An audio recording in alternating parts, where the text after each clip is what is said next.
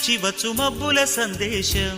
ఈ తామర మొగ్గకి తప్పదు అన్నది కాముని సావాసం. హాయ్ హంసలెక్క పక్కాడి తాళమేసి పలికెను ఆహ్వానం. ఈ అచ్చట ముచ్చట ఇచ్చట తీరగా హెచ్చెను హేమంతం.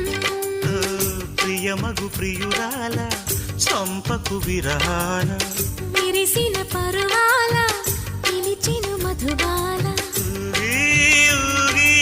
రేగే అందాలే చేసే పూబంధాలే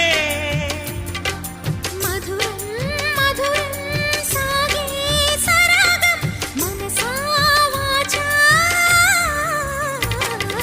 కుంకుమ పూల తోటలో కులికే ఓ కుమారి. శంఖములు దిన ప్రేమకి చేశా మది నివాళి.